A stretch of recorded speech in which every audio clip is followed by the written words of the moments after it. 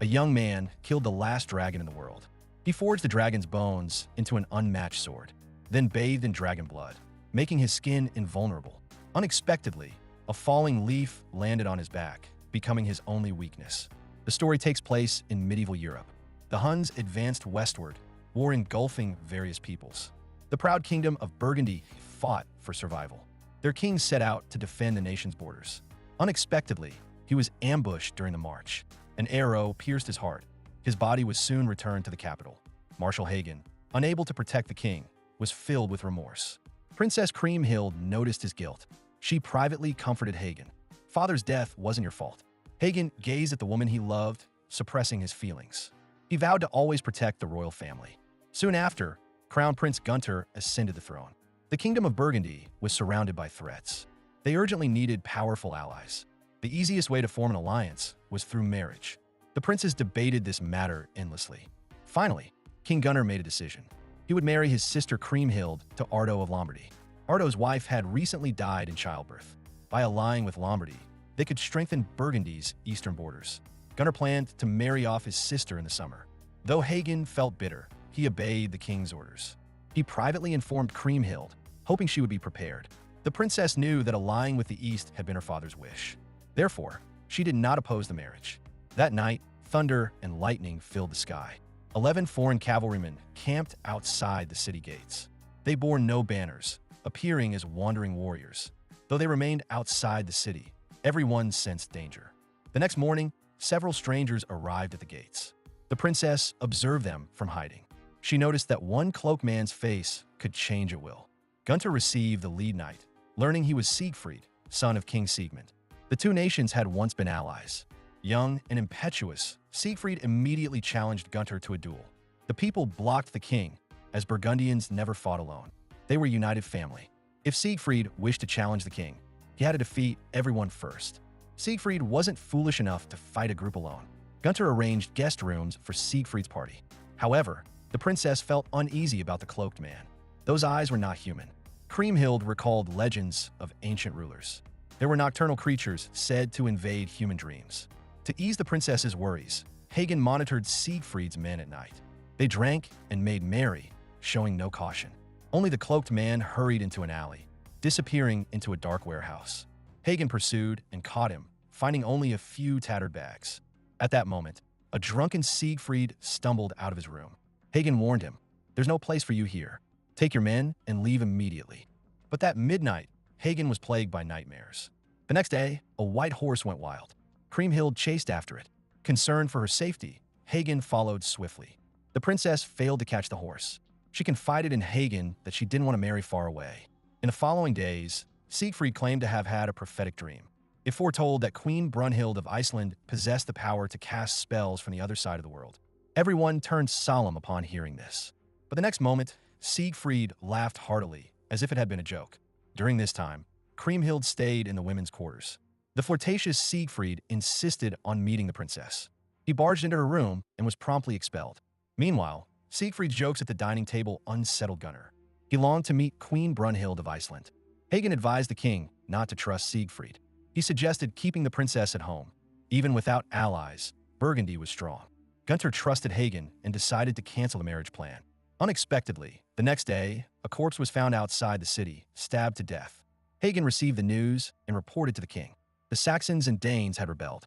They had reached the vicinity of the Rhine River. Burgundy was now isolated and helpless. The king instructed Hagen to speak with Siegfried, hoping the valiant warrior would join the battlefield. If he agrees, Gunther is willing to marry the princess to him. For the sake of Burgundy, Hagen has no choice but to carry out the king's order. Hagen went to the guest palace, but found only the cloaked man. He is a dwarf named Albrich. He noticed a dragon's scar on Hagen. He said Siegfried had slain the dragon, bathed in its blood to become invulnerable, and forged the dragon's bones into the sword Balmung. However, during the bath, a leaf landed on his back, becoming Siegfried's only weak spot. Before Hagen could return to the palace, Siegfried had already sought the king's permission, promising to wield Balmung for Burgundy. Before the great battle, Hagen went to bid farewell to the princess. Kriemhild had learned that Hagen had persuaded the king to cancel the marriage. She questioned Hagen about why he had made her stay, but Hagen never expressed his true feelings. The next day, They advanced rapidly along the Rhine Valley. Hagen quickly devised a battle plan. He pointed out that although the Saxons and Danes were brave, they lacked discipline. Therefore, their troops must maintain order. Siegfried paid no heed. He always believed in winning through strength. Late at night, Hagen saw Siegfried ride into the woods. The next morning, he returned carrying the Saxon king's head. The enemy, having lost their leader, became demoralized. Siegfried drew Bombong and led the charge. The soldiers ignored Hagen's orders and followed Siegfried into battle. Hagen was forced to keep up with the army. Although Siegfried was invincible, the other soldiers were mere flesh and blood. The best archer under Hagen's command was killed in battle due to Siegfried's reckless charge. Hagen, desperate to save his men, was also struck blind in one eye. Hagen was distracted and lost his left eye. Siegfried saved Hagen in time. The war ended in victory. The heroic Siegfried was worshipped by the people. Meanwhile, Kriemhild tended to the unconscious Hagen. But the public celebration was too loud. Kriemhild rushed into the crowd, warning Siegfried not to disturb the peace of the fallen. But Siegfried believed death was part of war. He refused to mourn in silence. He proposed that Alberich could heal Hagen. When Alberich touched Hagen, he also awakened Hagen's buried memories. Hagen was actually from the kingdom of Tranche. When the old king of Burgundy took him in, he claimed a dragon had destroyed his homeland. But that was not the truth. Alberich revealed it was war that had raised Hagen's home. It was the great dragon who had saved Hagen. That's why Hagen bore the dragon's claw marks. Once Hagen awoke, he went to see the fallen soldiers. At the grave, Siegfried said bluntly, even given another chance, he would change nothing. When Kriemhild learned Siegfried had no lust for power, her heart was completely won. She had given Hagen a chance, but he never voiced his love. The princess followed Siegfried outside the city and saw ruins of ancient war. Kriemhild had always wondered why Alberich followed Siegfried. Siegfried explained, because he killed Alberich's master, the last dragon in the world. As the princess and Siegfried spent each day together, their relationship deepened rapidly. Meanwhile, the Huns united and advanced step by step. Their leader, Etzel, led troops to defeat the Lombards. Burgundy needed powerful allies to fight alongside them. Gunther still longed for Queen Brunhild of Iceland, hoping to win with the help of ancient divine powers. His second brother believed Gunther was bewitched by Alberich, which is why he remained obsessed with Brunhild. So while Siegfried was away, he locked Alberich in a cage. Hagen, upon learning this, went to see Alberich. He told him, if you want freedom, tell the story of the Queen of Iceland. Alberich explained, everything distant and unreachable tempts Siegfried. So when he heard the legend of Brunhild's invincibility, he immediately went to Eisenstein to meet her. Unexpectedly, the two developed feelings for each other and spent a full year together. But in the end, Siegfried still chose to leave, breaking Brunhild's heart. Yet Siegfried still loved her deeply. The next day, Hagen went to Kriemhild to urge her to stay away from Siegfried. Instead, he learned they planned to marry. Kriemhild knew Hagen didn't trust Siegfried, but if they married, Siegfried would fully become part of Burgundy. So Hagen, for the sake of Burgundy, no longer opposed it. Kriemhild asked him to speak favorably to Gunther. Hagen followed the princess's instruction, and Gunther approved the marriage. However, he added one condition.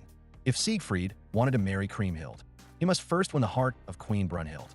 If Burgundy could gain this Valkyrie, they could surely repel the Huns. In order to marry the princess, Siegfried suppressed his anger and agreed to Gunther's request.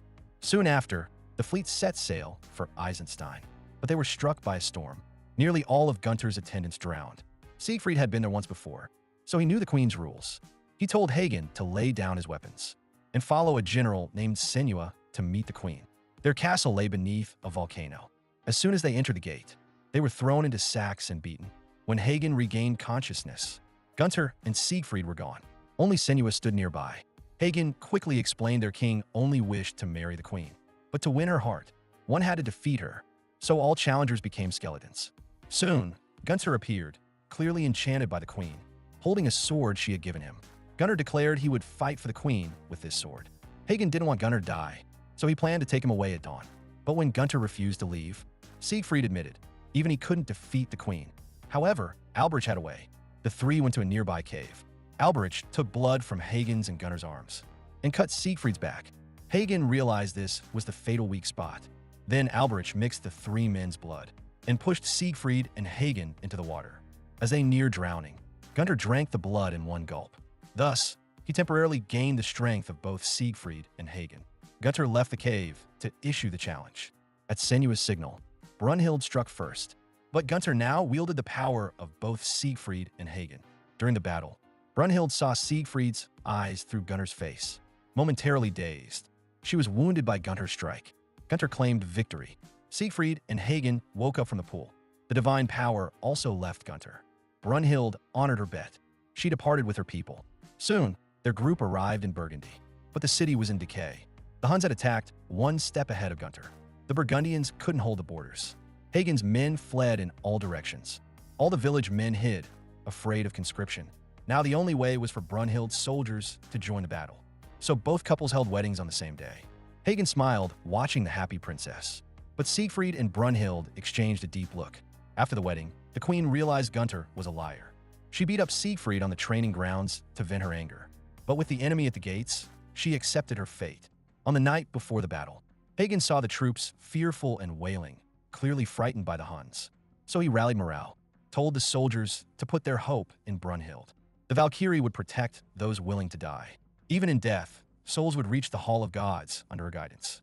On the day of battle, not one soldier fled. The invincible queen charged first, slaughtering the Huns. The army collapsed like a landslide. Etzel had no choice but to retreat. Amid the wild celebration of victory, Siegfried was once again drawn to Brunhild. The next day, Gunther received news of victory. The last Huns were driven from the borders. The war was over. Siegfried and Brunhild flirted openly. Hagen could allow their antics outside, but he had to remind Siegfried, "You fled your father. I lost my home. Burgundy is now our shared homeland. When we return, you must be loyal to Kriemhild." Siegfried embraced Hagen, promising to treat the princess well. Burgundy returned to peaceful days, but Siegfried didn't like the peace. His followers also bid farewell one by one. Siegfried repeatedly asked Kriemhild to explore the world with him, but Kriemhild was a princess of Burgundy. She wouldn't leave her people. Meanwhile, Siegfried sensed Gunther's attitude shifting, because Siegfried's achievements overshadowed the king. On the other hand, Gunther already noticed Siegfried's bond with Brunhild. At the celebration banquet, Siegfried disrespected one of Gunther's younger brothers. Gunther erupted in fury, scolded Siegfried, and humiliated him as his vassal. Their relationship deteriorated further. Gunther was tormented by jealousy and rage. Even Hagen was questioned when he tried to mediate. Gunther started doubting Hagen's loyalty. Then he told Hagen that last night, Brunhild rode out of the city. He followed her secretly and saw her meeting Siegfried in private. Hearing this, Hagen finally lost his temper and asked where Siegfried was. Gunther said, "Who knows? He comes and goes as he pleases." Even Kriemhild didn't know her husband's whereabouts. Her tears meant nothing to Siegfried, and Siegfried didn't care about the Burgundians' admiration. He was a drifter. He would never change for anyone. Hagen understood the king's message. Siegfried would eventually break the family order. To prevent that day, Hagen had to kill him. That day, Hagen invited Siegfried to hunt deer in the forest. They soon brought down a white stag. In the palace, Kriemhild awoke with a start, a vague sense of doom rising in her heart. Meanwhile, Hagen had a chance to assassinate Siegfried from behind while he washed his hands. But instead, he threw bombing to Siegfried, asking for a fair duel. Although Siegfried was invulnerable to weapons, Hagen's relentless training gradually pushed Siegfried back. Hagen forced Siegfried into a ravine and held him under the water. But Siegfried grabbed his sword from the river and stabbed Hagen's thigh. Wounded, Hagen fell into disadvantage. A cold blade pressed against his throat. He closed his eyes, resigned to death. At that moment, Gunther suddenly appeared. He stabbed Siegfried in the back shoulder and killed him. Hagen got up and told Gunther to leave quickly to avoid being seen, because a king could not kill a hero. After Gunther left, Hagen saw Alberich standing not far away. But as he walked over, the shadow turned into a dead tree. Soon after, Hagen returned to the city with Siegfried's corpse. He announced he had killed him in a duel. Pregnant Kriemhild was devastated. Brunhild let out a grief-stricken roar. Hagen became the public enemy of all. Kriemhild cursed Hagen to live long enough to serve Siegfried's son as he grew up. That would be the cruelest punishment for him.